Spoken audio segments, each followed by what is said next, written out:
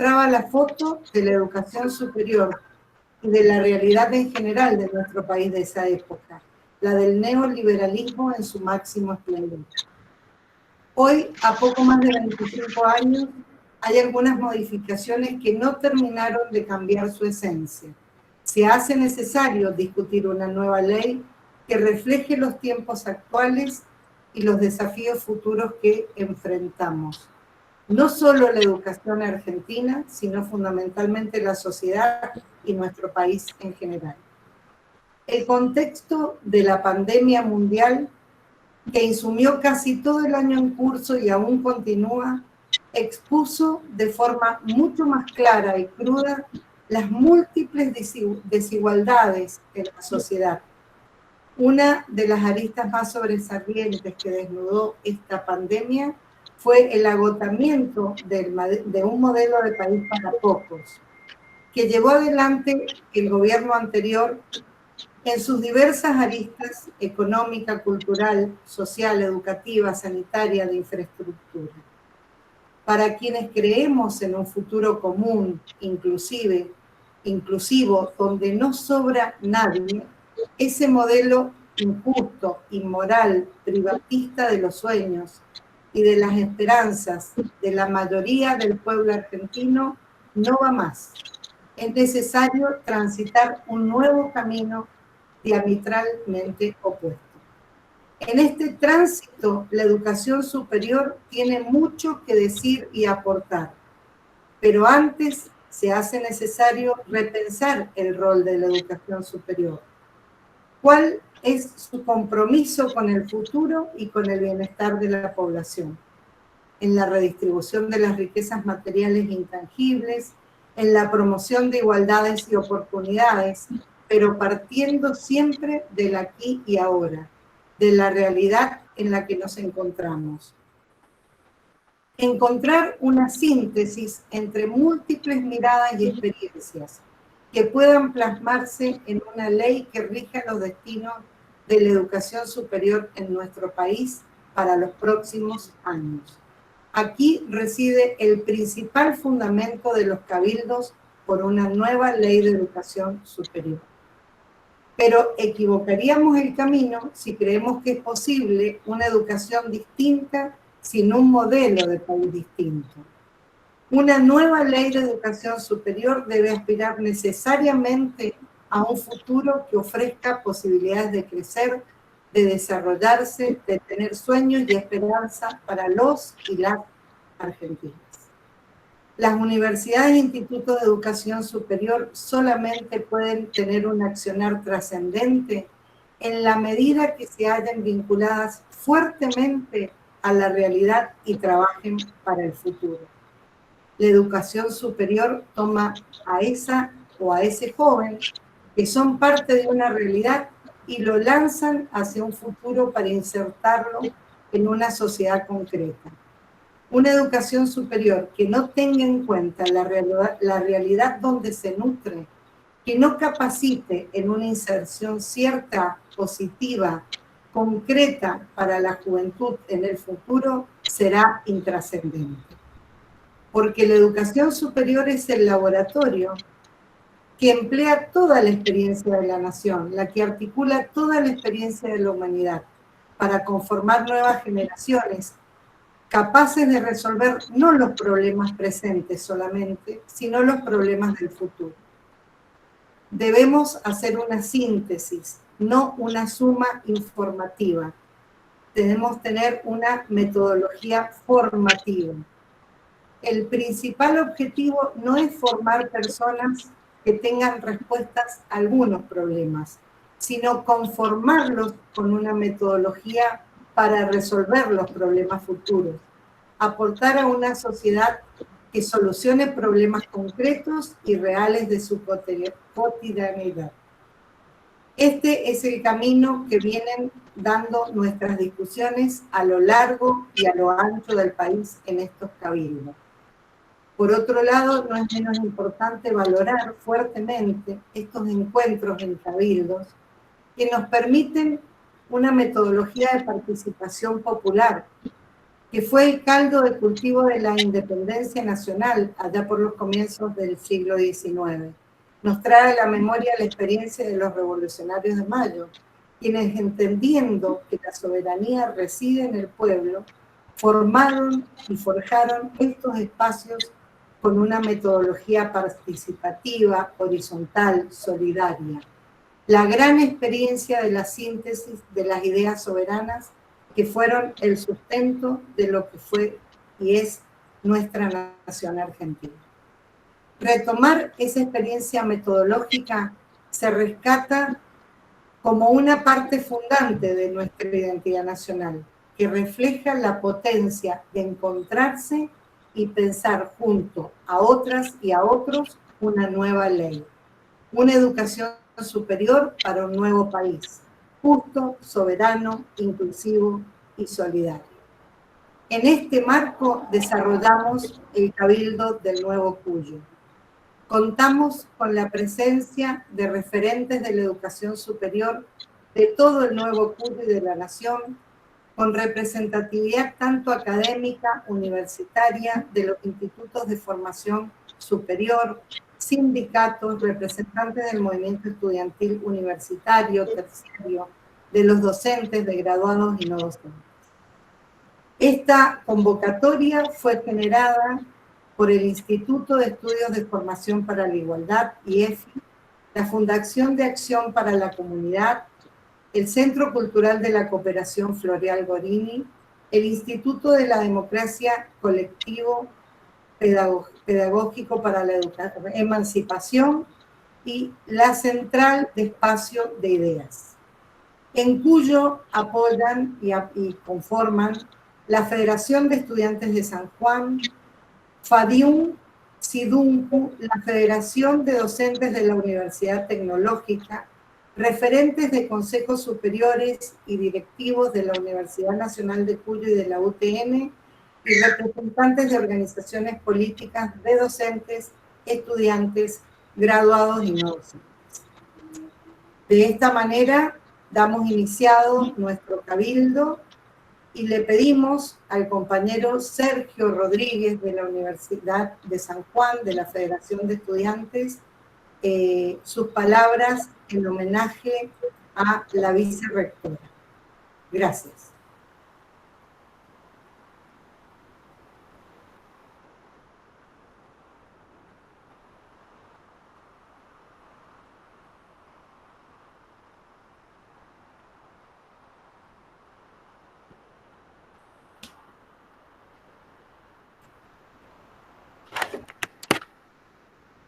¿Está Sergio en la lista? Perdón.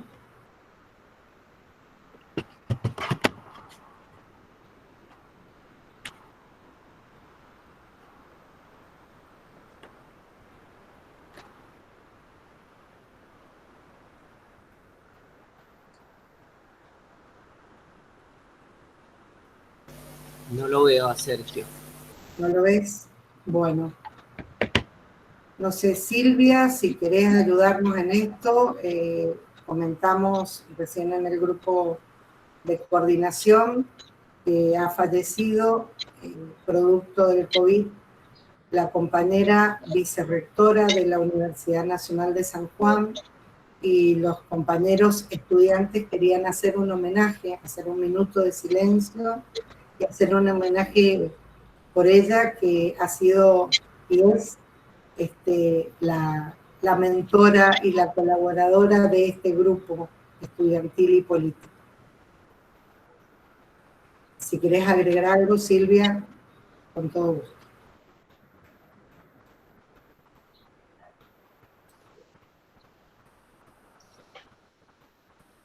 Está silenciada, ahí está. Sí, ahora sí.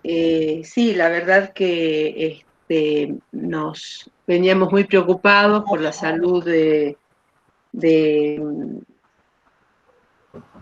Mónica Coca, vicerrectora de la Universidad de San Juan, que junto con ella y con la Federación de Estudiantes de dicha universidad habíamos comenzado a trabajar y fuimos articulando con todos ustedes para poder fortalecer la región Cuyo y poner en debate una nueva ley de educación superior. Mónica la conocí así, a través de los Zoom, a través de estos nuevos acercamientos que tenemos, y estaba justamente trabajando para las próximas elecciones de su universidad para presentarse como candidata rectora y con todo el apoyo de los estudiantes y de sectores docentes. Y la verdad que en estos tiempos que estamos viviendo, cada pérdida es un gran dolor para toda la sociedad y para la comunidad más cercana a ellos. Florencia hoy no podía participar. Florencia es la presidenta de la Federación Universitaria de San Juan, y supongo que Sergio tampoco lo podrá hacer porque estaban muy conmovidos porque habían formado un muy buen equipo de trabajo.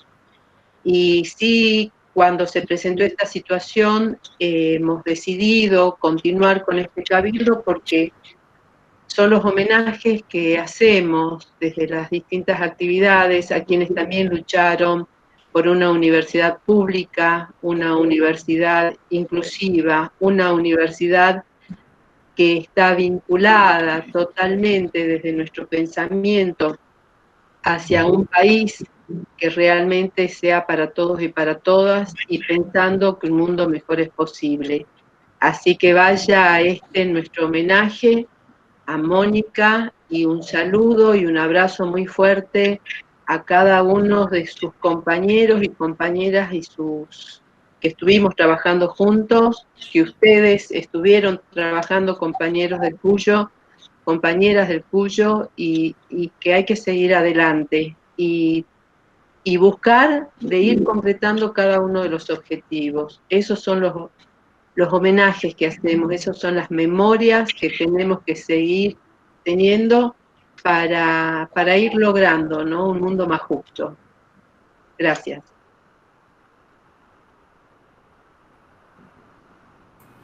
No se incorporó Sergio aún, entonces.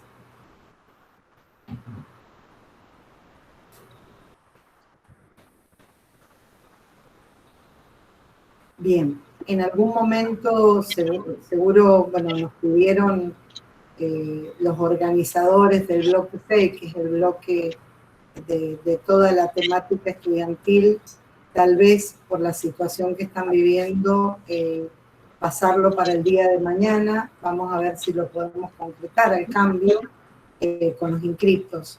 Así que realmente estamos muy conmovidos y necesitamos también entender esta situación.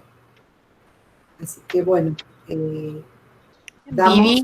Vivi, sí, tomaría la idea de Sergio de hacer un minuto de silencio. Sí, por favor, eso era lo que iba a proponer. Sí, sí. Bueno, hacemos un minuto de silencio.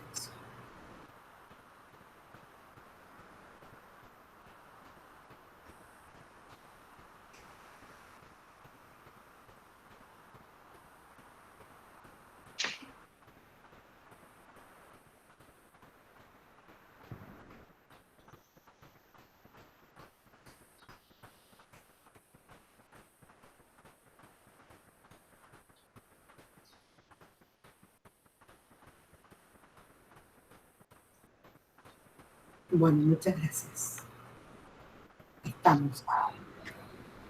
Estamos y seguimos los compañeros para seguir su lucha y para seguir esta cruzada que nos hemos propuesto. Entonces, iniciamos así la actividad propuesta en común para todos los participantes, que es el bloque 1, que es la fundamentación de por qué necesitamos esta ley en este tiempo histórico y clave de soberanía nacional, emancipación cultural y el derecho social a la educación superior. Nos acompañan Silvia Rosquet, ministra de Educación de la provincia de Tucumán, Francisco Teté Romero, ex ministro de Educación de la provincia del Chaco, Roberto Folari, referente académico de la Universidad Nacional de Cuyo con trayectoria nacional, y Alberto Silioni, ex ministro de Educación de la Nación. Estos serían las personas que van a ahora hacer uso de la palabra.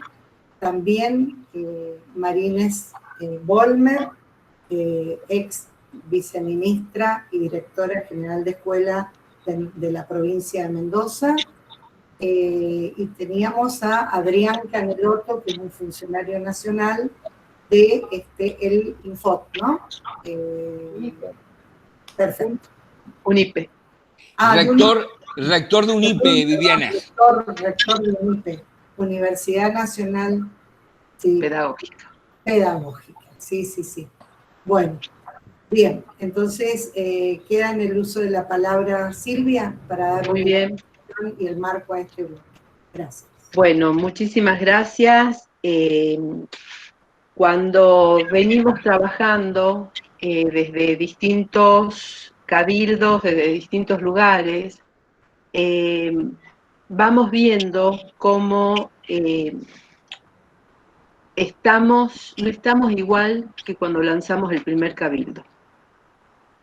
Todos coincidimos en la importancia de pensar una nueva ley de educación superior, y en la medida que fuimos avanzando, también en estos meses vimos distintas necesidades, porque desde, como recién decía, desde ese primer cabildo a hoy, la misma pandemia nos fue modificando las realidades por las cuales tenemos que profundizar estos debates hoy. La educación en todos los niveles entró en tal tensión a debatir, pero desde una mirada muy binaria, virtual o presencial o virtual. Y esto también nos puso en algún lugar de profundizar a veces estas miradas que en 24 horas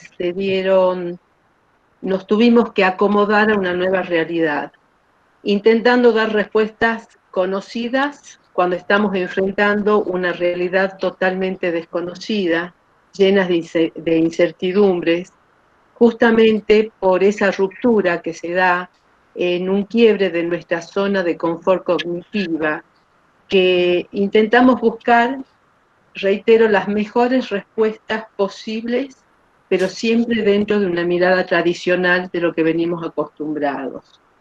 O inventamos o erramos, lo dijo Simón Rodríguez hace más de 200 años. Compañeros, compañeras, es el momento de hacerlo. Es el momento de hacerlo porque nos cambió el mundo, porque realmente debemos poner en práctica todo ese andamiaje intelectual entretejido con la realidad, de una dura realidad que nos está interpelando en cada movimiento que hacemos, en cada momento que pensamos nos volvemos a interpelar. Coincidimos en que la pandemia justamente acentuó las desigualdades.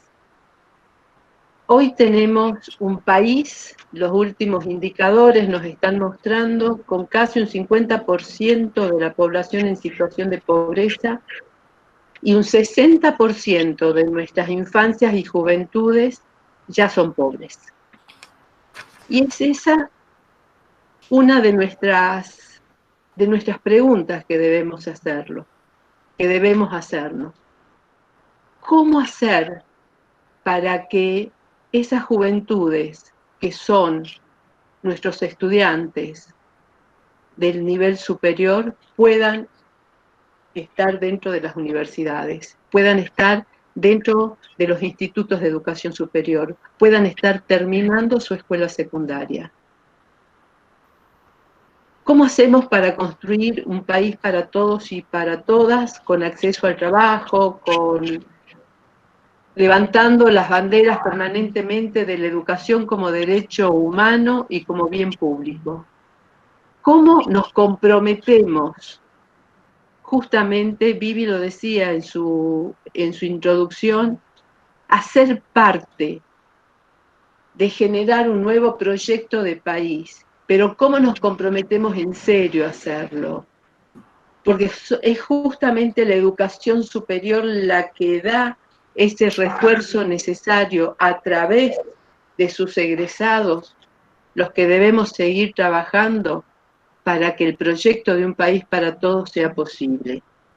Esta ley, que si bien nació en la década de los 90, en el año 95, también sabemos que nació dentro de los lineamientos del Consenso de Washington, con todo lo que eso implica, donde todas las instituciones de financiamiento internacional fueron opinando sobre una universidad o sobre educación superior que tenía que ser no una inversión, sino que no tenía que dar pérdidas. Obviamente que se consiguieron muchas cosas, porque la propia ley sostuvo las universidades públicas, sostuvo las universidades, la autonomía universitaria, fueron sosteniendo esto. Pero también esta nueva ley, justamente por el contexto y por el momento político en el que estaba atravesando el país, o que se lo llevó a que se atravesa esta, vino a finalizar posiblemente aquello que la dictadura cívico-militar no terminó de hacer, que fue de construir las nuevas subjetividades de pensamiento colonial, para seguir siendo un país sumiso a las resoluciones y a las normativas de las grandes corporaciones económicas, y que nos fueron llevando justamente a pelear mucho para que todos los indicadores que fueron dando de desempleo, de desindustrialización, de no tener instituciones públicas con acceso a todos, sea realmente una realidad, y ser sumisos al imperio. Durante los últimos años nuestros de gobierno con Néstor y Cristina, nuestro país también pudo avanzar. Lo sabemos no solamente desde el presupuesto, sino desde la aplicación de ese presupuesto de educación en la apertura de más años de escolarización, desde la sala de 4 hasta una secundaria completa, y donde fue la mayor inversión posible en educación que se vio en la historia del país. Esa inversión, si la vimos, la hemos sentido desde las mismas instituciones de educación superior, y comenzó una nueva situación. Los jóvenes que lograban entrar a nuestros institutos, llámese en universidades o de educación superior, comenzaron a ser las primeras generaciones o los primeros en sus familias que pudieron ingresar a estos estudios superiores, pero también en la medida en que íbamos analizando, en que íbamos reflexionando, en que íbamos mirando, empezamos a tener una inclusión excluyente, como lo llaman muchos autores. ¿Qué nos pasó? Pasó que ingresaron, pero que no pudieron continuar, porque las instituciones superiores no estábamos preparadas para recibir a esto que la escuela secundaria comenzó a producir, a generar en estos acompañamientos. Por esto es importante que estemos debatiendo una nueva ley también de educación superior. Pero las leyes solas no modifican.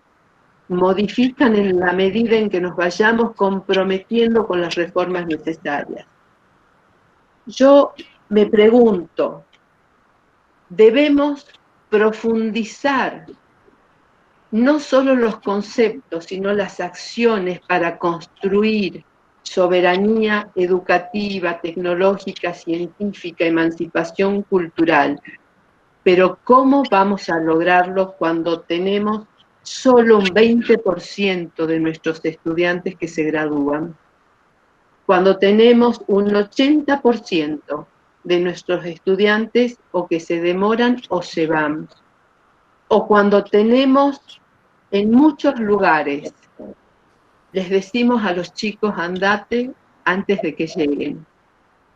Digo esto también desde un compromiso por el que tenemos que seguir trabajando, sino que lo tenemos que plantear, lo tenemos que sentir, lo tenemos que modificar, porque y todas los que luchamos por un país para todos, salimos la gran mayoría de una universidad pública, una universidad en la que no basta solo con abrir las puertas, sino que lo que tenemos que hacer es trabajar ese acompañamiento necesario para que aquellos chicos, principalmente aquellos que son la primera generación de sus familias que tienen la posibilidad de ingresar a estudios superiores, no les digamos que se vayan en un primer momento.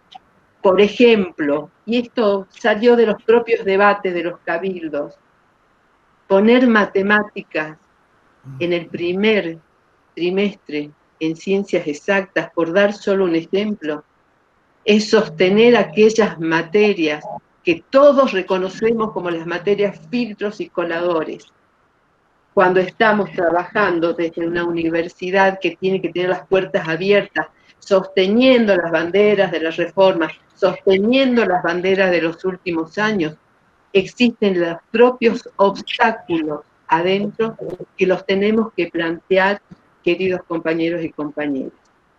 Porque de allí viene que nosotros también, desde esta nueva ley que podamos lograr, tiene que estar en claro qué pasa con las certificaciones, qué pasa con aquellas certificaciones de los chicos que no alcanzan a terminar su recorrido, su trayectoria universitaria, o como lo planteó en algún momento el presidente de la CONIAU, sos ingeniero, sos licenciado, no sos nada, y no podemos seguir sosteniendo estas desigualdades dentro de los estudios superiores. Entonces, el gran reto que tenemos es en estos momentos que tenemos la posibilidad de repensarnos porque nos cambiaron el mundo y somos parte del mismo, es comenzar a mirar cuántas otras carreras más cortas, más largas podemos ofrecer, pero entretejiendo con las necesidades de esa realidad, entretejiendo con las otras organizaciones que existen en la realidad. No sirve sostener el concepto de universidad pública, abierta, gratuita, democrática, si el 80% de nuestros estudiantes se van. Y esto tiene que ver justamente con aquellos conceptos que estaban ligados en aquel momento a esa calidad universitaria y donde también se fueron construyendo conceptos sobre nuestros jóvenes estudiantes, los famosos nini, jóvenes que hacen muchas cosas, pero como no conocemos a nuestros estudiantes, utilizamos estas miradas que el mismo neoliberalismo fue conceptualizándolos de una manera perversa y de una manera de desintegración de las propias identidades juveniles. Yo hoy me paré en la vereda de los estudiantes, porque tenemos que hablar también desde esta mirada adulta que tenemos sobre ellos, y tenemos que también proponernos reconocer de dónde vienen, qué hacen, qué les gustaría, y si nuestras instituciones de educación superior están dando respuestas. Y es aquí donde tenemos que volver a mirar al territorio, tenemos que volver a mirar al contexto, dónde estamos, con quiénes. ¿Son necesarias estas propuestas? No lo son. ¿Dónde están? ¿Dónde están también todos nuestros educadores que obviamente comprometidos con esto, porque hoy estamos cumpliendo con todas las normativas, pero se nos van los jóvenes? Como también lo planteó alguien, entran adolescentes y se van con canas. Entonces, son miradas necesarias para construir esa soberanía por la que tantos luchamos nosotros y lucharon muchos otros antes que nosotros. ¿Qué es lo que tenemos que mirar también?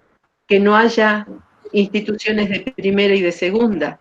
Cuando comenzamos a plantearnos estos cabildos hemos planteado también en la necesidad de tener presupuestos que sean regionalizados, esos presupuestos, porque no es lo mismo una universidad de la gran metrópoli que las nuevas universidades que se fueron creando en el conurbano, o de las universidades del NOA o del NEA.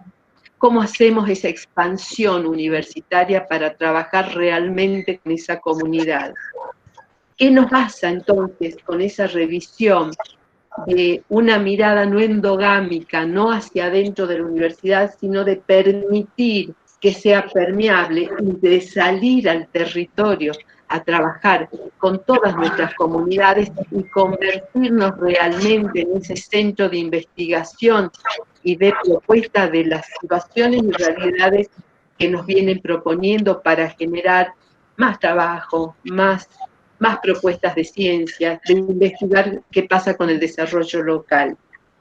Digo esto desde una propuesta que debe ser necesaria, porque para que hablemos de emancipación, para que hablemos de transformación, para que hablemos de un país para todos, es sumamente importante que tengamos y que seamos parte de ese proyecto del país y que desde la educación superior estemos construyéndolo junto con todos los demás sectores que hacen a la vida en comunidad. Yo termino diciendo un concepto de Boaventura de Sousa Santos que plantea que no hay justicia social global si no hay justicia cognitiva global. Y esa es nuestra tarea, la formación, la propuesta, entretejer ese pensamiento con las realidades locales, regionales, nacionales, con una mirada latinoamericana, porque si no nos quedamos con la mirada eurocéntrica dentro de nuestras instituciones de educación superior. Para esto sirven estos cabildos, para esto sirve proponernos una nueva ley de educación superior, para esto sirve estas nuevas participaciones que si bien la pandemia no nos permitió una participación activa en el territorio, cuerpo a cuerpo, como decimos, sí nos sirven hoy las herramientas que tenemos y que tenemos que profundizar, porque la virtualidad vino para quedarse. Y donde también nos tenemos que preguntar dentro de las propuestas que hacemos, cómo hacemos para equilibrar las participaciones virtuales con las participaciones presenciales.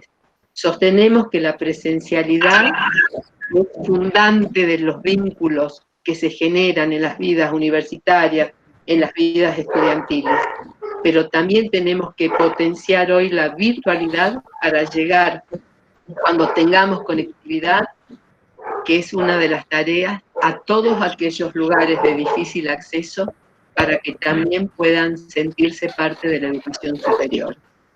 Así que a trabajar articuladamente entre las investigaciones, entre los aportes necesarios para las políticas públicas, en generar esos consejos necesarios de trabajo, de universidades, de las fuerzas sociales que existen con los movimientos sociales, con los empresarios, y que nuestra educación superior recobre una mirada justamente territorial y para todos y para todas. Muchas gracias. Muchas gracias, Silvia. Muy bien. No sé, Tete, Roberto, ¿quién sigue? ¿Quién quiere? Bueno, dale, Roberto, o Tete, no sé, ustedes tienen la palabra. Bueno, si les parece, ¿puedo continuar yo? ¿Sí? Dale. Bueno, ¿cómo no? Bueno, primero, festejar la realización de este evento de pensar colectivamente y agradecer la confianza que se me han depositado para que pueda yo dirigir estas palabras, ¿no? Algo que primero quiero señalar en una charla que quiero que sea breve, porque somos muchos, es una cuestión de criterio, ¿no? Tiene que ver un poco con lo que venía diciendo recién Silvia, que es el que tenemos que pensar con toda audacia, pero a la vez comprender siempre racionalmente las limitaciones efectivas frente a las cuales estamos con toda la lucidez posible. Por contrario, también podemos pecar de voluntarismo frente a algunos problemas, ¿no? Tenemos que mover toda la voluntad a una perfecta, digamos, a un perfecto conocimiento de las condiciones objetivas, ¿no?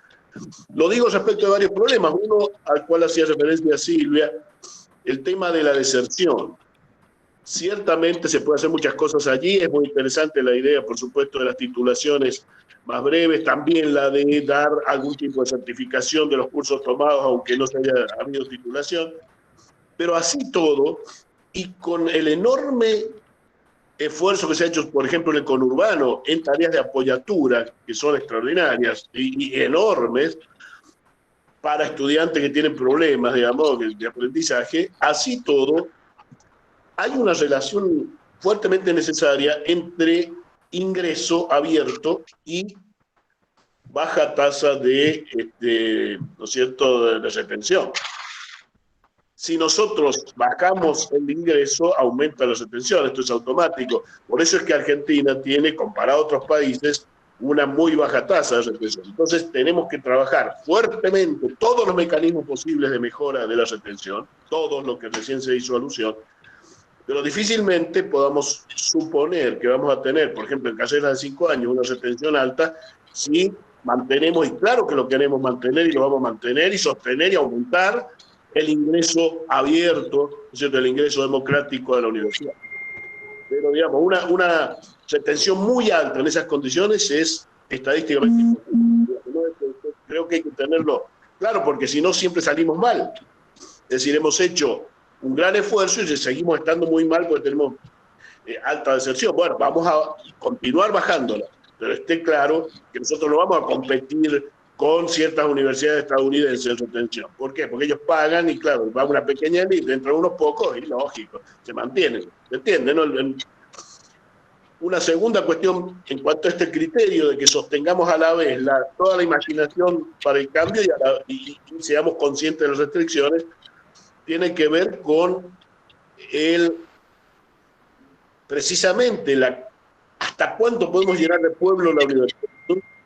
Porque el imaginario de, ¿no es cierto?, la llegada absolutamente masiva a la universidad, tenemos que seguirlo trabajando y efectivamente realizándolo como se ha hecho en todos los años de nuestros gobiernos, sabiendo a la vez que parte de la no llegada a la universidad tiene que ver con niveles anteriores, por un lado, y no lo puede resolver sola la universidad, aunque colabore con esos niveles, y tiene que ver con cuestiones estructurales económicas, que están agravándose hoy, no porque nuestro gobierno no tenga sensibilidad social, que la tiene muy alta, sino porque el desastre que nos dejaron, más la pandemia, es una condición realmente muy, muy grave, ¿no?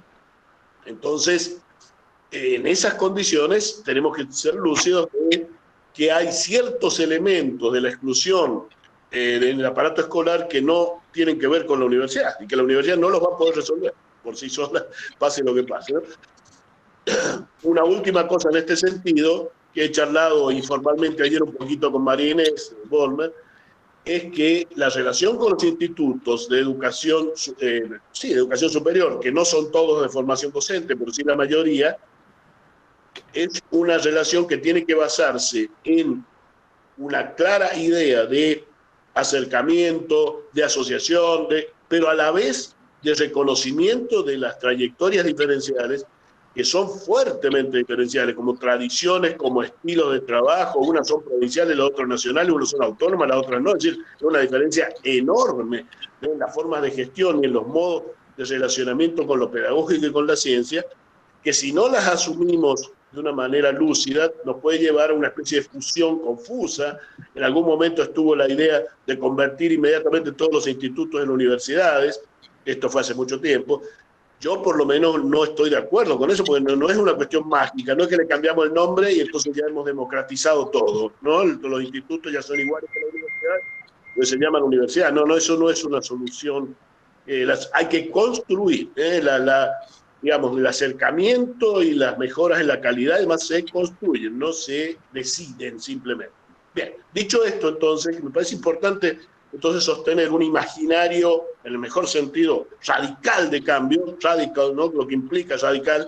Ustedes saben que el radicalismo alguna vez tomó por las armas, por ejemplo, la Casa de Gobierno de San Luis en el 1892, pero hoy, en fin, hoy para qué vamos a hablar. Pero digamos, la palabra radical implica eso, ¿no? Ser radicalístico, digamos, ¿no? Y nosotros tenemos que serlo, pero a la vez ser lúcidos. No hay un juego entre ambas cosas que uno sin la otra no funciona, sin esto que, como decía Gramsci, optimismo de la voluntad, pesimismo de la inteligencia. Dicho esto, creo que una cuestión fundamental, porque me pidieron que hablara un poco de nuestra región, qué importancia tiene una ley como esta, es reforzar los EPRES. Tanto hay que repensar su constitución como repensar sus funciones y sus, diría yo, competencias efectivas, porque son muy importantes. Hay que, lograr un mayor nivel de planificación, ¿no? San Luis, por ejemplo, es una provincia con mucha menos población que Mendoza, tiene 3 universidades nacionales y una universidad provincial. Por lo tanto, ya teniéndolas, ¿no es cierto? Villa Mercedes come chingones, además de la Universidad de San Luis, que tiene sede en otros lugares, como Villa Mercedes misma. Bueno, alguien está muy impaciente. Decía que entonces hay que ver entonces cómo coordinar esas universidades en el caso de San Luis y coordinarla con las otras de la región. ¿No es cierto? En La Rioja tenemos acá varios compañeros de la Tecnológica de La Rioja, está la Universidad de La Rioja, está la de Chilecito, también hay que coordinar la planificación. En San Juan hay una fuerte tradición de lo privado, ¿no es cierto?, y confesional, la Universidad Católica de San Juan, está una oficina por lo menos de la Universidad del Congreso, más la Universidad de San Juan, y en Mendoza tenemos para todos los gustos, acá tenemos muchas universidades privadas no confesionales, algunas con mucha tradición, con cierta tradición, por lo menos importante en el tiempo, como la Universidad de Mendoza o la Universidad de Concagua, otras con bastante menos, como la Universidad de Champañat, ¿no es cierto?, o la Universidad del Congreso, son más posteriores, y luego las universidades católicas, que son 2. Así que tenemos para todos los gustos, ¿no? Más, obviamente, la Universidad Tecnológica, que hay que reconocerla como Universidad Nacional, a veces nos olvidamos de eso, importantísima porque creada en el peronismo, ¿no es cierto?, la Universidad Obrera, y que habría que ver, yo esto lo desconozco, así que los compañeros podrán decirlo, pero hay que ver que en tanto son facultades las unidades, no son universidades, o sea, hay una sola universidad tecnológica con unidades en todo el país. ¿Cuánto es el nivel de autonomía presupuestaria y funcional que cuentan las unidades para poder trabajar con, por ejemplo, un mayor desarrollo territorial, ¿no es cierto?, de una forma altamente, diríamos, fluida para realizar la gestión. Así que, bueno, la Universidad de Cuyo, que acá en Mendoza es, sin duda, la más señera y la más grande, es la máxima, sin duda, la que tiene más tradición de investigación, la que tiene mayor cantidad de estudiantes, etcétera, pero no es la única, ni mucho menos. Y en esto quiero marcar una cuestión básica. Las universidades privadas son cuestión pública. Los repito, porque me parece que nosotros estamos acostumbrados a creer que como nos interesa la universidad pública, ¿qué importa lo que hagan los otros? Los que se reciben ahí tienen títulos habilitantes exactamente iguales en validez que los que surgen de las universidades estatales. Por lo tanto, son universidades de gestión privada, en realidad también de propiedad privada, que se dice menos, pero de ejercicio público, ¿no? ¿Qué pasa allá adentro desde el punto de vista de las contrataciones, los derechos laborales, las formas de concurso o no concurso? Casi nunca existen los concursos. Bueno, de eso no tenemos generalmente menor control. Yo creo que hay que exigir por ley y desde la Secretaría de Política Universitaria un control mucho más alto de de las universidades privadas, y no para molestarla ni para pensar que son menos, no, por el contrario, para conseguir que logren siempre tener los niveles óptimos, porque ahí se forman profesionales que tienen tanta validez como cualquier otra de las universidades estatales, ¿no?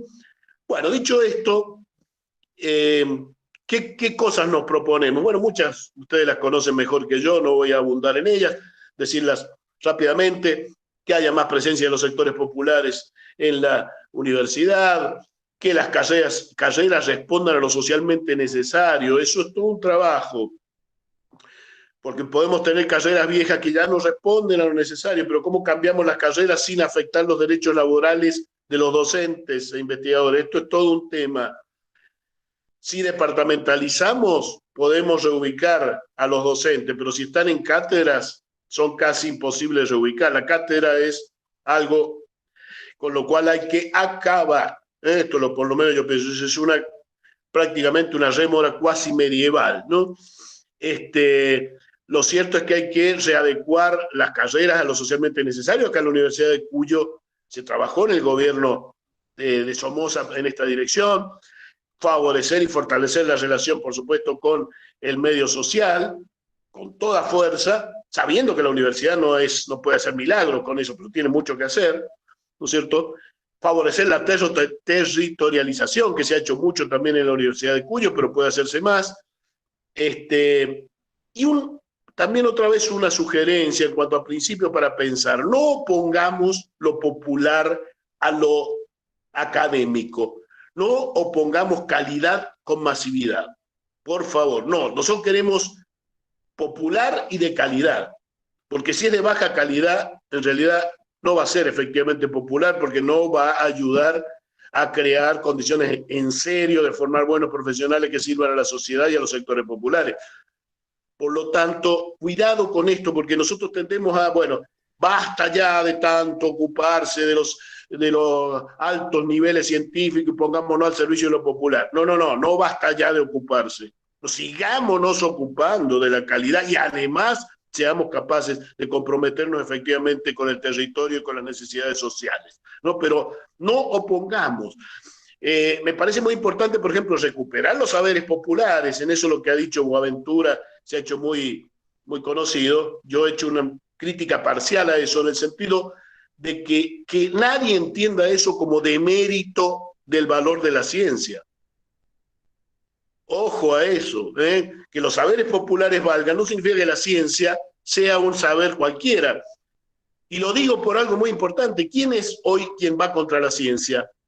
La derecha golpista, la derecha de los llamados hoy libertarios. Esos son los que dicen que no hay virus, que no existe la pandemia, que la vacuna es una porquería y que no ayuda a nadie.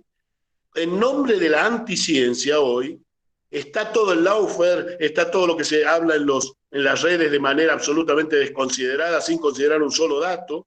Así que recuperar la ciencia y la razón, recuperar la exigencia epistémica, recuperar que hay que argumentar y no solamente insultar, como hacen los periodistas de la oposición hoy en los medios.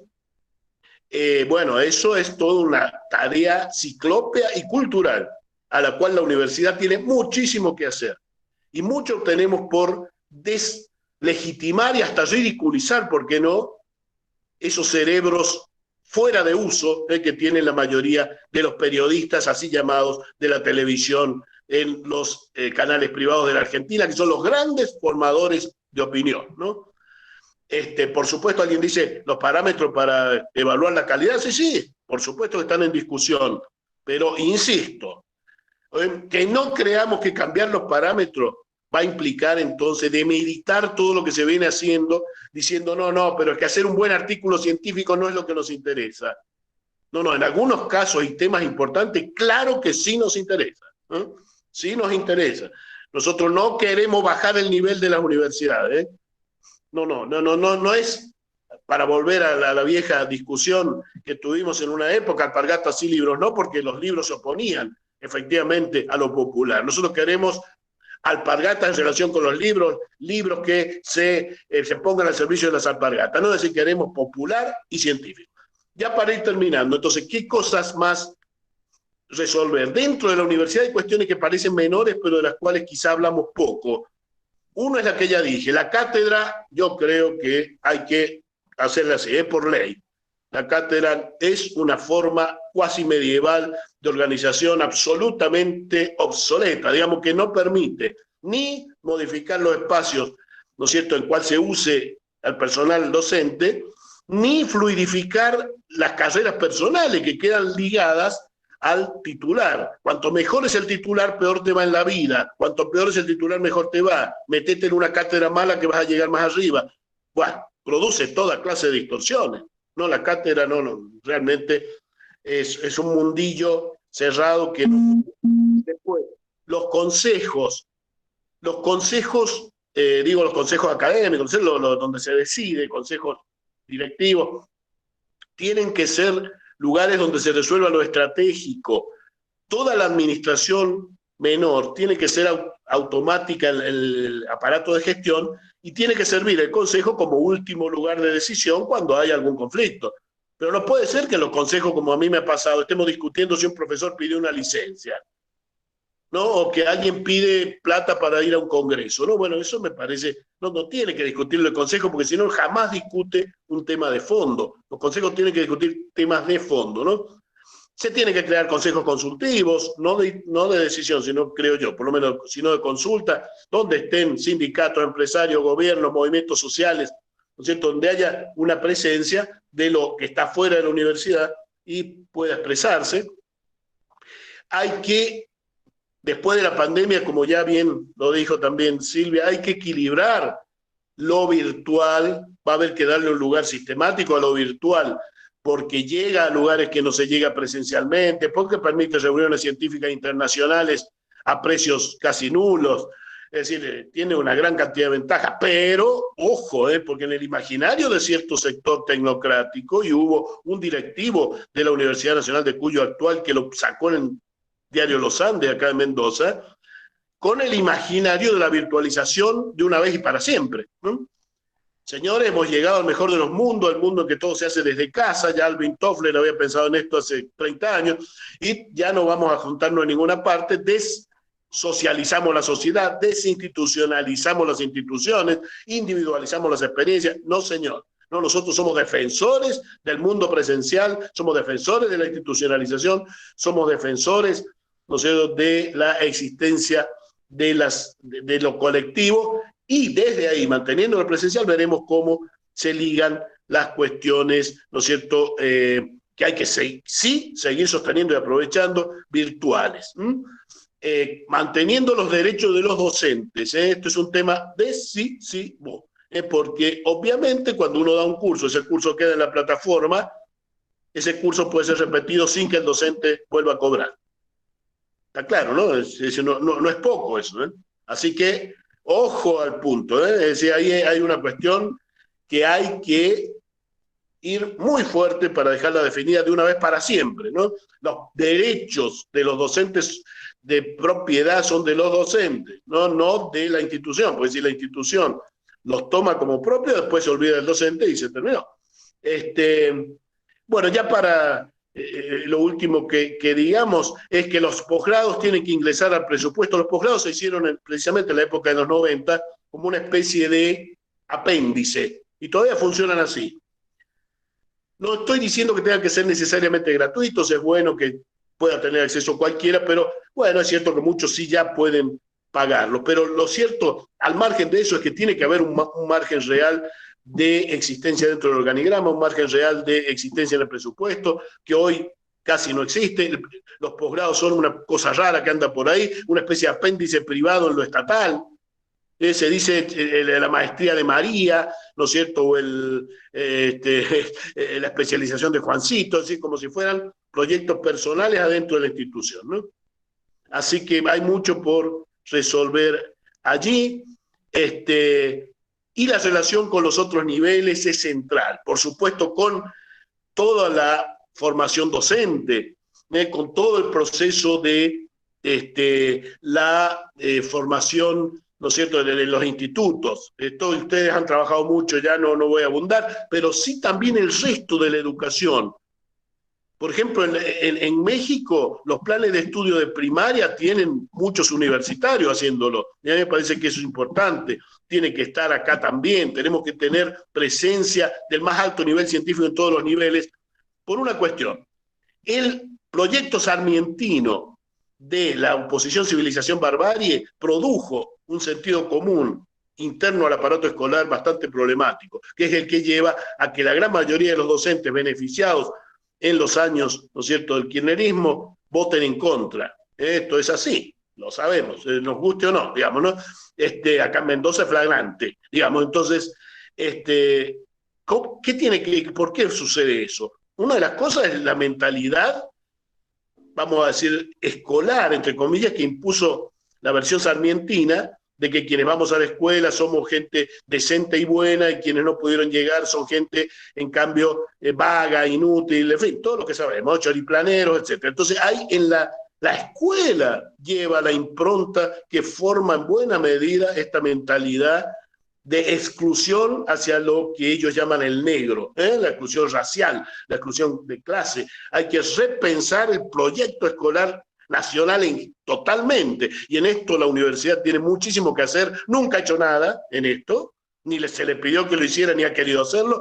Hay que asumir ese compromiso, hay que tomárselo en serio. La educación tiene que superar, ¿no es cierto?, esta moralina meritocrática y emprendedurista en que, digamos, viene a coincidir con el imaginario macrista, ¿no es cierto?, del individualismo, de la decencia y de las buenas maneras, y que somos los buenos de la sociedad porque fuimos a la escuela, no como esos otros que andan por ahí, ¿no es cierto? Bueno, acá hay mucho que modificar, y es mucho lo que tiene que hacer la universidad en ese sentido, para que la cultura pedagógica se ligue a la cultura científica. Son dos culturas que están desligadas. En la universidad lo pedagógico ha sido muy mal atendido, en el resto de los niveles lo científico no ha sido atendido suficientemente. Hay que fundir ahí ambas culturas en un esfuerzo estratégico enorme que hay que ir produciendo.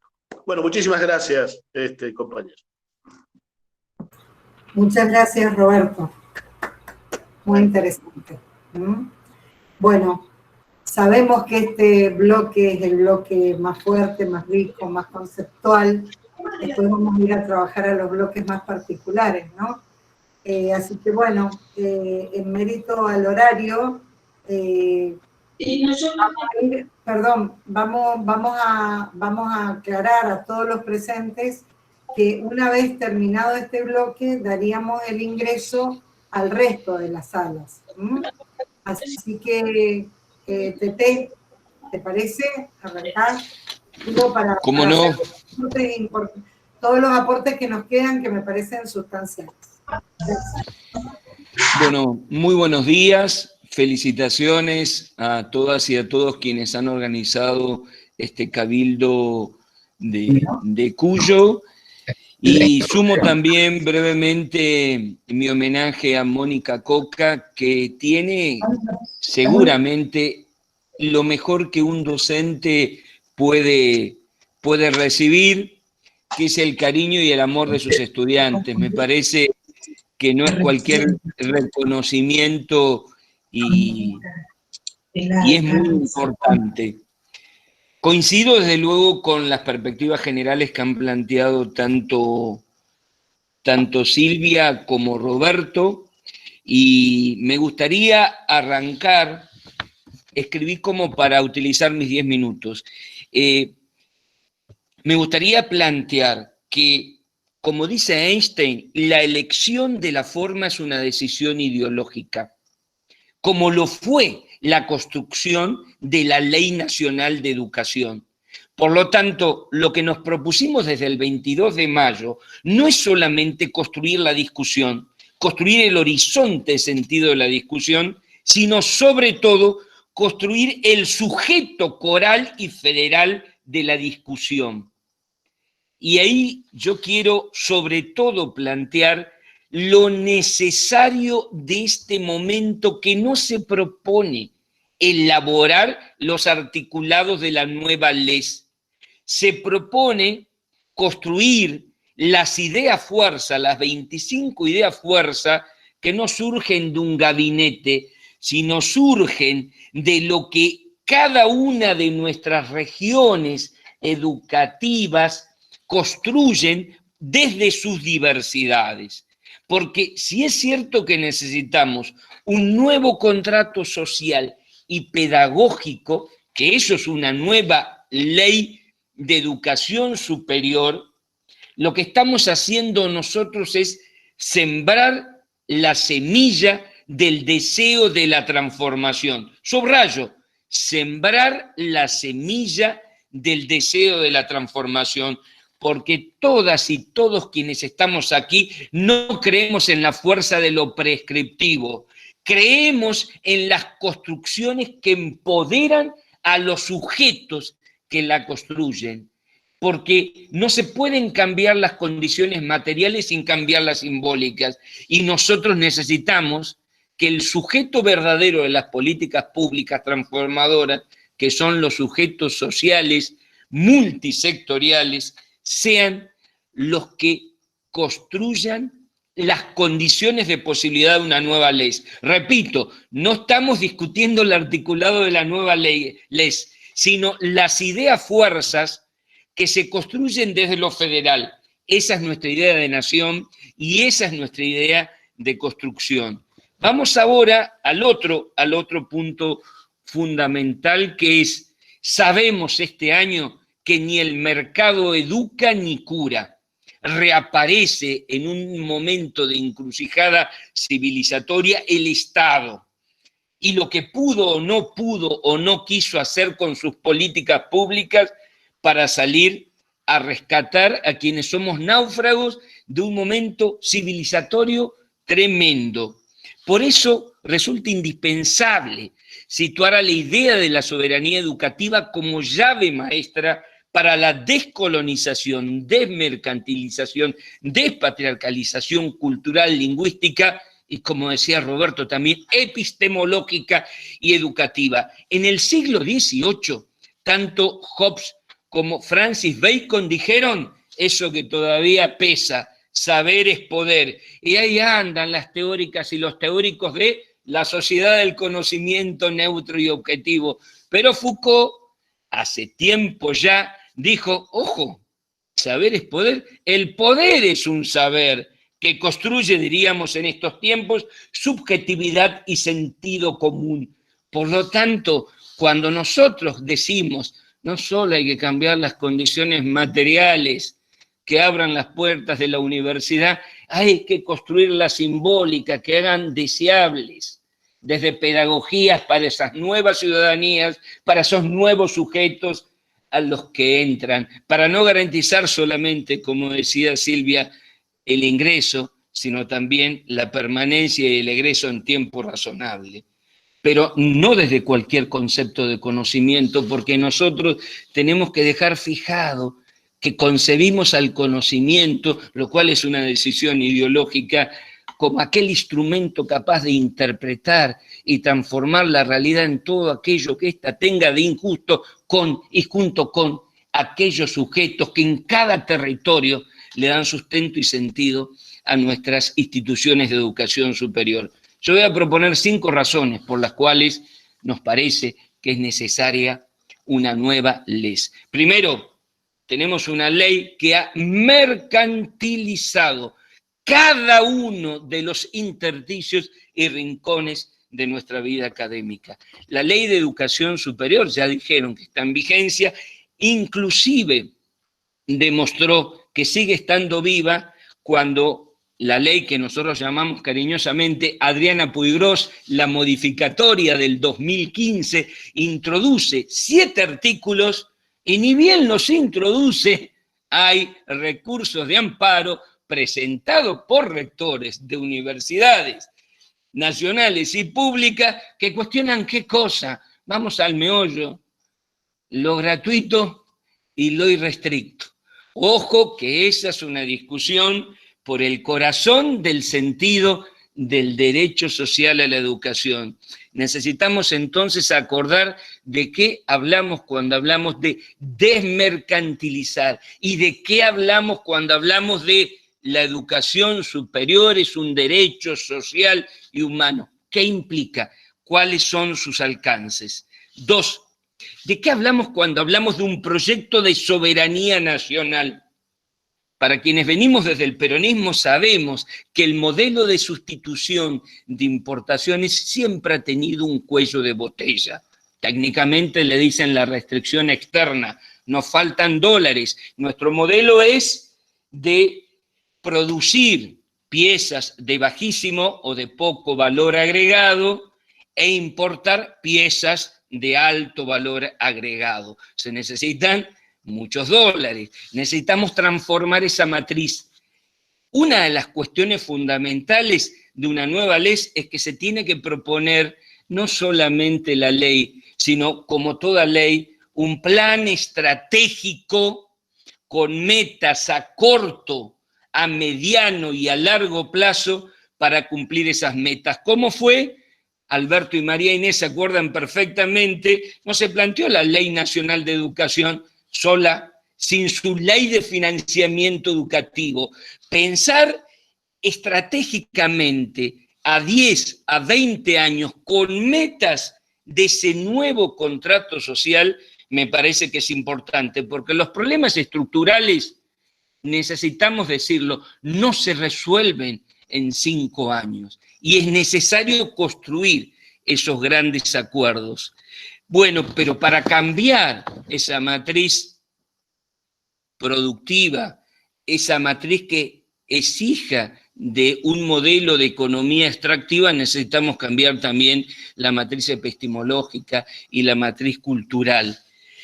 La ausencia en ese sentido de la LES, de una LES hija de un tiempo histórico, de un proyecto de país soberano, es uno de los problemas que tenemos y que me parece y nos parece que en este tiempo es posible y necesario dar esa discusión, porque necesitamos transformar las condiciones simbólicas, tanto como las materiales, que pesan sobre nuestra educación pública como anteojeras conceptuales para comprender quiénes son sus nuevos sujetos y qué clase de conocimientos necesitamos aprender y cuáles son los procesos de enseñanza, aprendizaje social, cultural, científica, tecnológica y éticamente valiosos, que no es lo mismo hablar de calidad educativa como si fuera la calidad o la excelencia, un concepto que pudiera explicar algo, que preguntarse cuáles son los conocimientos. Si hablamos de soberanía, que tenemos que preguntarnos, que son indispensables en nuestro aquí y ahora para deconstruir ese poder desde la construcción de un horizonte de sentido cognitivo diferente, diría Silvia. Por consiguiente, el debate por una nueva ley de educación superior y su sanción surgida de un gran acuerdo nacional es condición de posibilidad para la planificación y puesta en marcha de un proceso de transformación de la formación y la carrera docente, pero también debe discutir y definir los aportes de nuestras universidades para el desarrollo estratégico de la investigación científica y tecnológica. Por eso que nosotros tenemos que plantear como tercer punto una nueva noción de autonomía universitaria, autonomía frente al Estado que te sustenta solamente. Hay que resignificar los postulados de la reforma, porque hoy la autonomía que nos pide a gritos que la entendamos es frente al mercado y las corporaciones que penetran los planes de estudio, el imaginario del nuevo, de la nueva profesional, y le hacen aspirar a horizontes de sentido y de investigación que no tienen que ver con tu territorio. Entonces hay que resignificar el concepto de autonomía universitaria, pero acá la astucia de la que planteaba Roberto es clave. Hay que aspirar a producir una síntesis entre dos banderas, las banderas de la República y la bandera de la democracia, las banderas del reformismo que no transó Roberto, con las banderas de lo nacional y popular, las banderas de aquellos jóvenes que en 1918 pelearon contra la heterodoxia de su tiempo, las banderas del alfonsinismo, las banderas de los radicales que siguen reivindicando el irigoyenismo, el alfonsinismo, con las banderas del ingreso universal, con las banderas de las primera, segunda y tercera generaciones que jamás hubieran soñado con ingresar. Esa síntesis es condición de posibilidad para el nuevo contrato social. Inteligentes, pero también agradecidos acerca de lo que han generado en nuestra historia los grandes movimientos populares. El otro punto clave es repensar el concepto de extensión universitaria. En las nuevas universidades no es casual que existan los consejos sociales. El concepto de extensión universitaria era el brazo de la universidad paternalista sobre los territorios.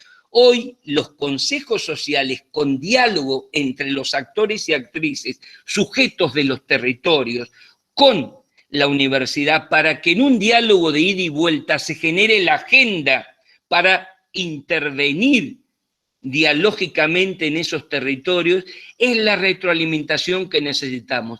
Necesitamos el reconocimiento, así como el neoliberalismo dice, no existe lo social, existen individuos. Nosotros cuando leemos el territorio decimos conjunto de organizaciones. Es necesario pensar en ese nuevo concepto de extensión universitaria y hasta el nombre hay que buscarle, ¿no? Me parece que este tiempo necesita, así como, ¿se acuerdan el manifiesto liminar de 1918? Las cosas por su nombre. Bueno, hay que ponerle nombre a lo que deseamos. Yo no sé cómo se llama, pero sé que hoy el concepto de territorio y el concepto de territorialidad es otra manera de interpelar el concepto de desarrollo netamente capitalista que se lleva puesto el planeta. 5. Pensar nuestros institutos de educación superior de todo el país como partes fundamentales de la educación superior, reorganizados a partir del Infot y del INET. Recuerden, el Infot, pero también del INET, en una red federal que articule de modo virtuoso las nuevas relaciones entre nación y provincia, entre universidades e institutos de educación superior, para anclar fuertemente en la diversidad territorial que somos como país los principios de un país federal, en términos de justicia educativa y de justicia social plural. Y acá a lo mejor surja la necesidad de luego hacer una ley específica para la formación específica de los institutos, pero que tenemos que avanzar en una ley específica de articulación entre el mundo universitario y el de los institutos de educación superior en los territorios, esa es una necesidad. No hablemos más de educación universitaria y de educación no universitaria. Es la educación superior jurisdiccional y la educación superior universitaria. Me parece que es clave lograr esa articulación, fortalecer el Infot, fortalecer el INET. Por último, revelar y deconstruir el relato naturalizador de la desigualdad respecto de la educación superior. ¿Cuál va a ser el perfil del profesional, del docente? Hay un juramento hipocrático. Los médicos juran para salvar vidas. Hoy, que nos pesa la muerte de tantas y de tantos, entre ellos los que están en la trinchera, que son nuestros médicos, ¿no es posible desear un juramento de la docente, del profesional, de la profesional de educación superior, que jure que aquello que le dio el pueblo va a volver al pueblo, que quienes lo bancaron y han permitido que llegara hasta ahí merecen que en su sueño no esté la casa de fin de semana solamente, el paraíso del exterior para salvarte, Ezeiza como única salida? Me parece que en este tiempo urge también encontrar un horizonte de sentido ético y político, y eso es lo emancipador. Porque si es cierto que el poder es un saber, descolonizar también es construir la utopía de que quienes se reciban en nuestras universidades públicas e institutos de educación superior tengan el deseo de aportar y de también salvar, desde las muchas dimensiones de lo que significa salvar una vida, volviendo al lugar del cual partieron. Muchas gracias.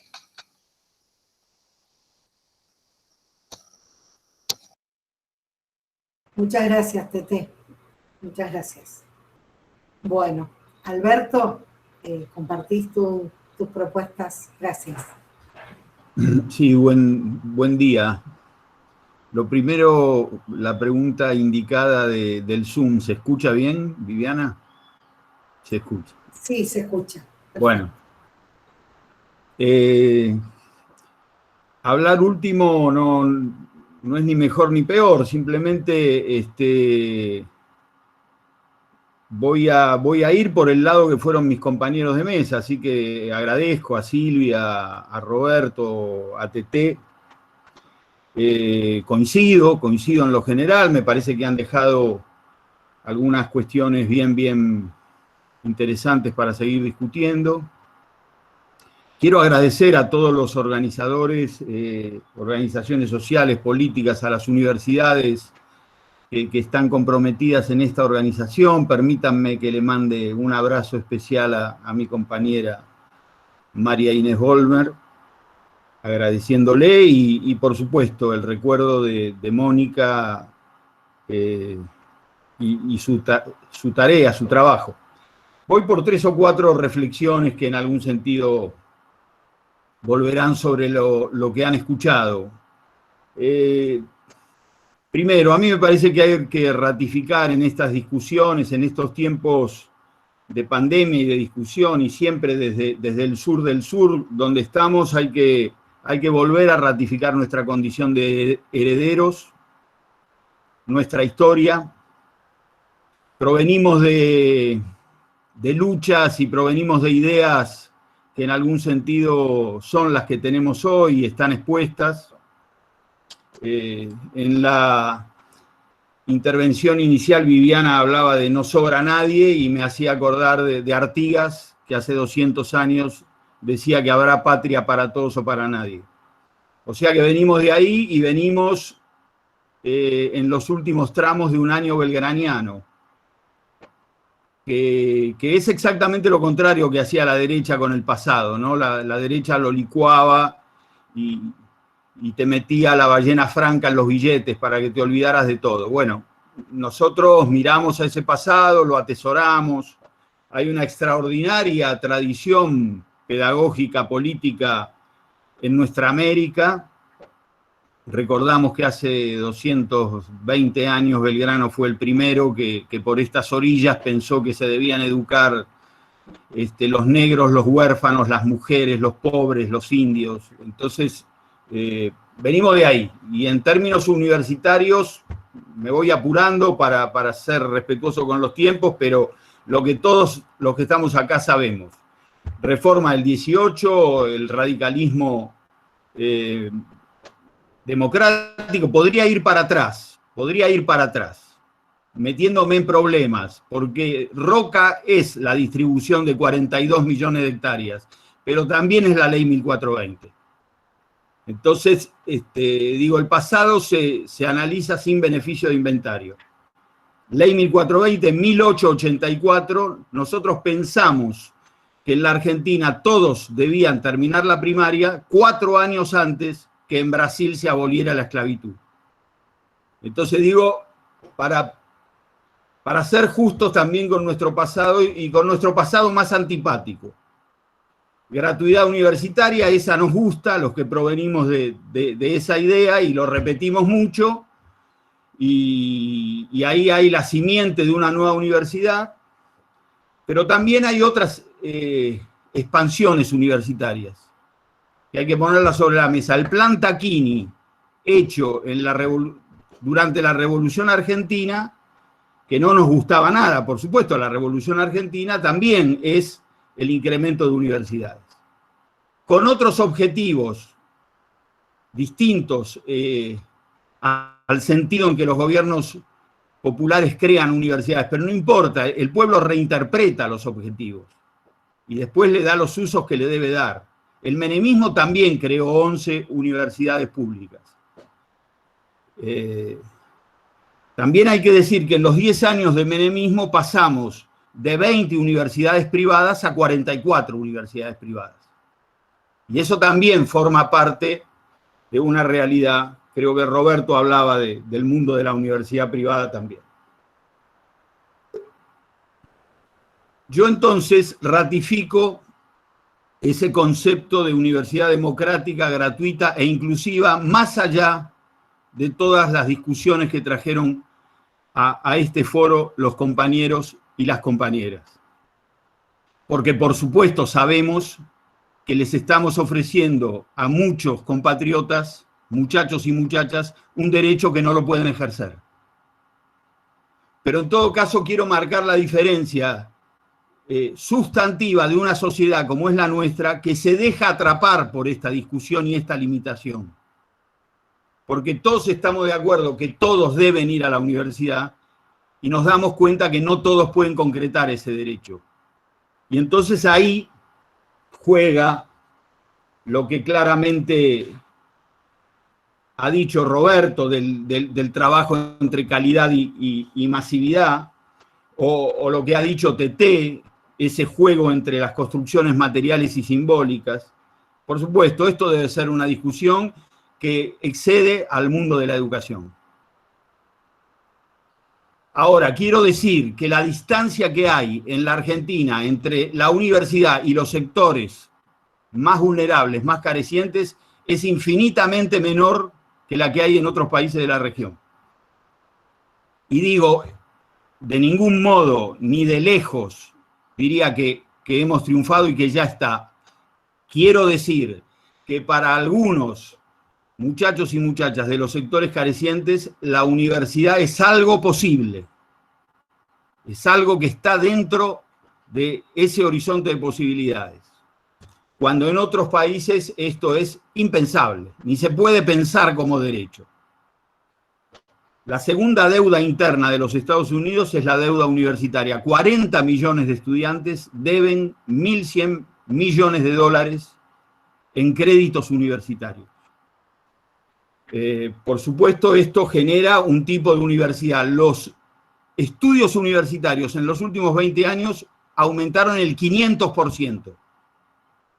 Y en las grandes universidades de los Estados Unidos, el 75% de los que estudian pertenecen a las grandes familias de los Estados Unidos. Quiero decir, a ver, volviendo a poner sobre la mesa las discusiones y los obstáculos que han puesto los compañeros que me precedieron, Argentina es, junto con Cuba, el país en donde más estudiantes universitarios hay en relación con la población general. 4.5 de la población argentina estudia en universidades y 3.5 estudian universidades públicas. Cierto es también, para poner todo sobre la mesa, que la Argentina es el país que menos graduados tiene en relación con la cantidad de estudiantes. Pero en eso vuelvo a la aclaración de Roberto, que si hablamos de masividad y de ingreso irrestricto, evidentemente tiene que haber allí algunas consecuencias. Por supuesto, todo lo que estamos haciendo, universidades, pertenezco a la Universidad Nacional de Hurlingham, universidades más nuevas, más del conurbano, y las viejas y tradicionales universidades argentinas, no alcanza. Tenemos esa sensación de no alcanza. Ahora, cifra, estoy ya pensando en provincia de Buenos Aires. En el último tiempo, los 2 quintiles de población que más han ingresado a la universidad es el quintil 1, casi 50% más de estudiantes, y el quintil 2, casi 100% más de estudiantes. Entonces, quiero decir que ahí hay un fenómeno. El Banco Mundial, en un documento último, dice de los obstáculos, lo dice quejándose, uno de los obstáculos de la mercantilización que debiera tener la educación universitaria en América es la alta politización de las universidades latinoamericanas. Bueno, Lo que para ellos es un obstáculo, para nosotros es felizmente un timbre de honor. Esta primera parte intentó poner eso sobre la mesa, reconocer todos los obstáculos y los dolores y esa hipocresía de invitar a alguien a una fiesta que no va a poder llegar. Todo eso lo conocemos, pero nos estamos dejando atrapar en la discusión a ver si eso lo resolvemos. No estamos, estamos en esa carrera, estamos en un estadio muy superior a otros países donde los sectores vulnerables ni tienen la posibilidad de pensar que la universidad podría ser un derecho. Por tanto, esto consolida una sociedad plebeya distinta y esto lo conocemos. Segundo aspecto, obvio, casi de manual, lo sabe un pibe de 4 años, aunque más o menos el proyecto universitario nunca es un proyecto en soledad, es un proyecto político, fue dicho por mis compañeros.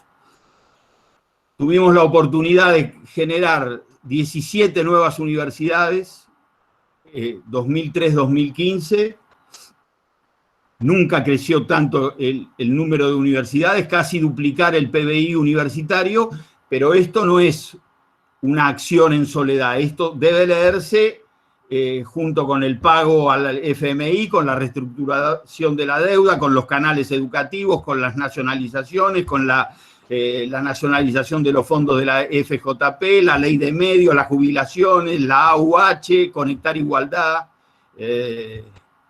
progresar identidad de género, si no pareciera que estas son acciones de una parte del gobierno. En ese marco también digo, para un gobierno tan legislador como fue el kirchnerismo en materia educativa, fue dicho acá, ley de financiamiento, nueva ley nacional, una de las 3 leyes nacionales que tuvo la Argentina desde 1880.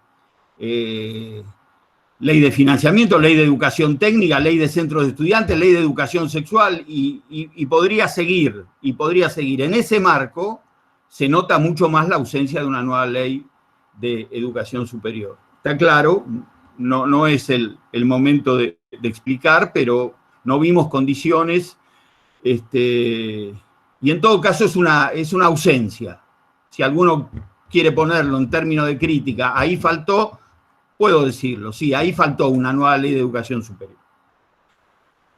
Tercer aspecto, no hay posibilidades, y esta me parece que debe ser una discusión del campo popular, no hay posibilidades de hacer otra ley, de repensar otra educación, si no es en el marco de gobiernos nacionales y populares.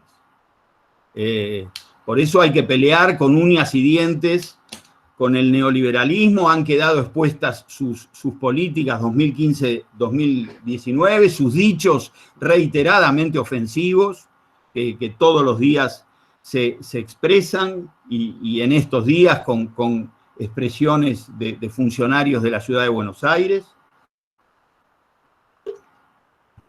Con el presupuesto educativo que la ciudad de Buenos Aires está proponiendo estas horas, que una vez más vuelve a ser un presupuesto que va a la baja de los anteriores.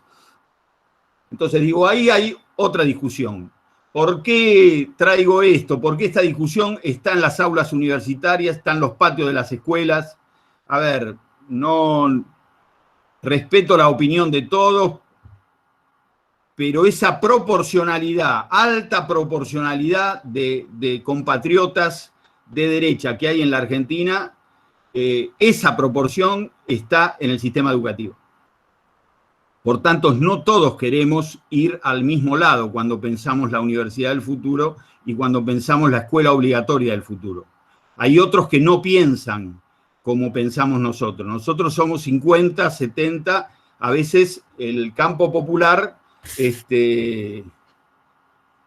a ver, no quiero hacer teorizaciones, lo voy a decir en primera persona. Yo pensaba que había más que pensaban como nosotros. Eso digo. No lo elevo a regla sociológica, pero me parece que hay que tener en cuenta que muchos de nuestros pensamientos son nuestros. Y una proporción infelizmente alta de la sociedad argentina no piensa así. Entonces, el futuro es una discusión, y el futuro de la pospandemia es una discusión abierta. Y por supuesto, nosotros creemos que el futuro es un derecho. Si vos ves el boceto de futuro que piensa en el neoliberalismo, en ese futuro no estás. En el futuro del neoliberalismo no estamos, ni figuramos. Entonces aquí hay una discusión, me parece que aprovecho para decir y ratificar la unidad rajatabla del campo nacional y popular, contra viento y marea, si te duele, listo, que te duela, todo lo que te tenga que doler, pero enfrente ya vimos lo que hay enfrente. Hay un enemigo de envergadura importante. Y en esto, también para terminar esta parte, digo, no habrá magia. Usando alguna expresión cercana a nuestro corazón, no habrá magia, hay que elaborarlo esto.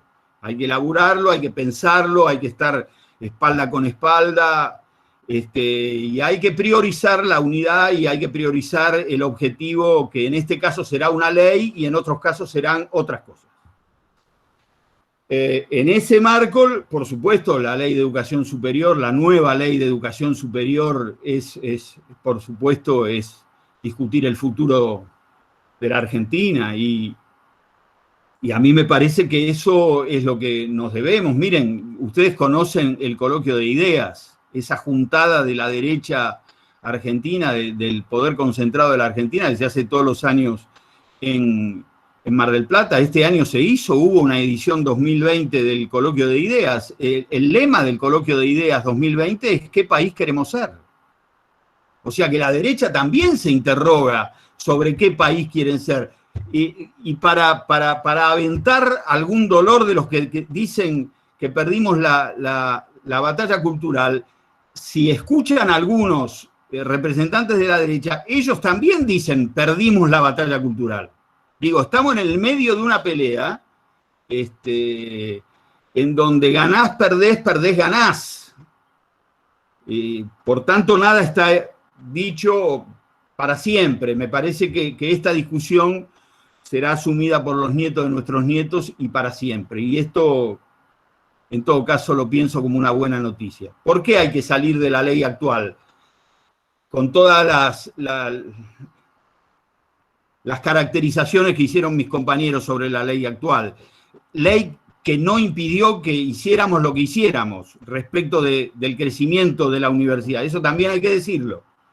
Pero sí, hay que salir porque nos debemos una nueva ley, hay que salir porque debemos pensar en una ley más moderna, hay que salir porque esta ley fue creada, la ley vigente fue creada en un contexto de producción que ya está caracterizado, porque era una ley pensada desde un estado mínimo que intentó priorizar el mercado, que no prohibía explícitamente los aranceles. Ahora también veamos, esa ley que te abría la puerta al arancelamiento, no ocurrió eso. Por tanto, trato de compartir con ustedes en el medio del conteo incesante de infectados y muertos, que hay cosas de la sociedad argentina que son muy interesantes. Hay una sociedad que está alerta en impedir que avance la destrucción de los derechos, porque no ha ocurrido la arancelización, a menos que discutamos los posgrados, y esta es otra discusión, y tampoco ha ocurrido ese vaticinio, ¿no? Y quiero hacer una suerte de tributo, reconocer lo que pasó con la Comisión Nacional de Evaluación y Acreditación Universitaria. La CONEAU no ha sido ese instrumento que algunos pensaban que iba a ser. Diría todo lo contrario. Así que por ahí está Néstor Pang y junto con él otros a los cuales les reconocemos que mejoraron el estatus universitario y lejos estuvieron de tercerizar nada que podía hacer el Estado. Creo que es justo nombrar la ley de finales del 2015, el esfuerzo de Adriana, que debe incorporar una nueva ley. Y estoy terminando. Digo, aquel artículo 2 de la Ley de Educación Nacional para nosotros es una bandera. indiscutible, la educación es un bien público, es un derecho personal y social garantizado por el Estado. El verbo garantizar no es cualquier verbo. Entonces ahí hay otra cuestión que nos une a la mejor tradición de la estatalidad argentina. Nosotros somos estatalistas. A nosotros nos gusta el Estado con todas las adaptaciones y las modernizaciones que el Estado tiene que hacer, pero nos gusta porque es el resguardo de los más sencillos. Y porque sabemos lo que pasa cuando el Estado no está. Entonces, ya fue dicho, por eso me apuro, mercado-Estado, que crezca el mercado en lo que deba crecer, allí deberá crecer muy, muy mirado por el Estado, pero para otras cuestiones el Estado es absolutamente imprescindible. Yo coincido con los que dicen que debe ser una ley de educación superior, pero ojo, hay otros compañeros que dicen que debe ser una ley universitaria. Entonces ahí hay una discusión también abierta, pondría un asterisco. Para mí, por todas las razones expuestas, debiera ser una ley que incluya la universidad y los institutos superiores, que los haga dialogar con las prevenciones que Roberto puso sobre la mesa, no son lo mismo, pero del mismo modo que nosotros tenemos universidad de 400 años, o de 200, también con la UBA, hay también institutos superiores de una tradición extraordinaria en la Argentina. Y eso debe ser respetado. Por supuesto, adoptaría los principios reformistas, los discutiría, no los ayornaría superficialmente, los discutiría, porque creo que están bien, la autonomía, pero claro, ¿cómo va a ser? A ver, hay que ser autónomo cuando gobierna el neoliberalismo, pero cuando gobiernan los gobiernos nacionales y populares, la autonomía debe ser discutida. Traigo el recuerdo de Mari Sánchez, una querida compañera que todos ustedes conocen, que la última Mari decía, cuando gobierna un gobierno popular, el Estado no es la patronal. Digo, tenés que pensar de otra manera, porque si no el Estado siempre es la patronal. El Estado no es la patronal cuando gobiernan aquellos que quieren gobernar a favor del bien común. Por supuesto que coincido con lo que decía Teté, el concepto de extensión es un concepto antiguo, es un concepto que implica la movilidad hacia un lugar que la universidad no tiene, y conozco y trabajo en universidades del conurbano donde no se tienen que extender a ningún lado, están en el medio de lo que deberían estar, pero ahí hay una tarea para hacer. Creo que una nueva ley debe ser una ley planificadora del crecimiento. Nosotros nos sentimos orgullosos del crecimiento que tuvimos 2003-2015, pero también puede ser más planificado, ¿no? Y entonces ahí me parece que debiera ser con actores y con variables, cómo debe, para dónde debe, hacia dónde debe crecer el sistema universitario. No es cierto, como decían algunos, que ya conocemos que hay muchas universidades. No hay muchas universidades. En América Latina hay una universidad cada 160.000 habitantes, en promedio digo, ¿no? Porque México tiene una cada 50.000 habitantes y la Argentina tiene una cada 320.000 habitantes. Entonces no es cierto que haya muchas universidades y hay todavía mucho por crecer. Termino y enumerando lo que ya conocen, una universidad que se relacione con el mundo productivo, con el desarrollo local, regional, que pueda ser transformadora, que pueda ser audaz. Yo digo, y acá incluyo, una universidad que le dé importancia a una función que luce poco, que es la función de la docencia. Si nosotros queremos pensar en los sectores más carecientes, tenemos que pensar en buenos docentes en los primeros años. Docentes que sientan que la docencia es un valor. Por supuesto, la investigación también. Pero la investigación no es un valor universitario en desmedro de dar buenas clases. Hay que dar buenas clases. Hay que interesar a los estudiantes. hay que enamorar a los estudiantes, tiene que haber clases que los inviten a tener sed de conocimiento, porque hay un nuevo sujeto pedagógico en las aulas que se nos va. Entonces, uno de los modos, porque habrá otros, para que se nos vayan menos de lo que se nos van, es que haya buenas clases, que haya docentes que crean en esto de transmitir. Termino con una frase que me persigue desde hace muchos años, que es de Eva Perón y que me parece que puede sintetizar un poco esa síntesis. Eva Perón, inigualable, por supuesto, decía aquello de que el amor alarga la mirada del conocimiento. Y a mí me parece que ahí hay una clave para pensar en esta universidad nueva que tenemos el deber ético y político de construir. Muchas gracias.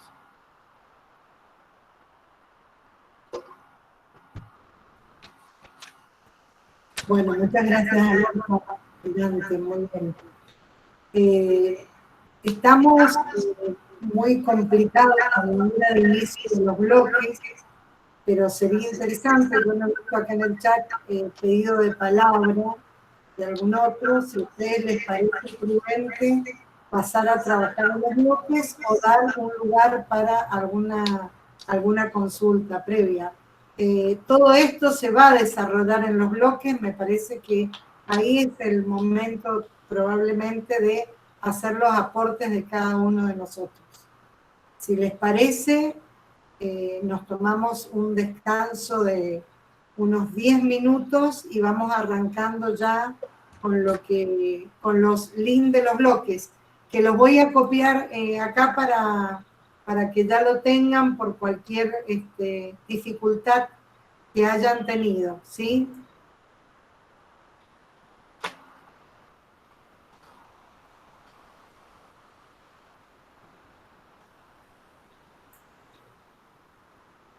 Bueno, ¿les parece entonces en 10 minutos arrancando? ¿Sí? Bueno, muchas gracias, Tete, a todos los interventores de los que intervinieron en este bloque. Ha sido muchas gracias. Extremadamente rica la mirada global. Muchísimas gracias. Muchas gracias a todos y a todas. Gracias. Muchas Gracias, compañeros. Éxitos en lo que sigue de la jornada. Bueno, Éxitos. Gracias, Silvia, gracias, Alberto, Francisco. Gracias, gracias. Nos estamos viendo. Gracias a todos. Le haremos llegar nuestras conclusiones en breve.